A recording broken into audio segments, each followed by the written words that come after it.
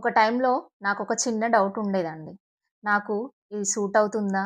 నేను ఈ పాత్‌లో నిలబడగలనా అని. అప్పుడు నాకు ఒక చిన్న రియలైజేషన్ వచ్చింది. మేధస్సు కన్నా సంకల్పం గొప్పది. అవునండి.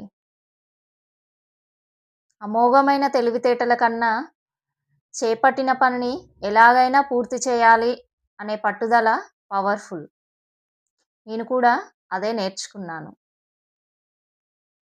పర్ఫెక్ట్‌గా కాదు, కన్సిస్టెంట్‌గా ఉండడం. నేను Josna life reset mentor for women.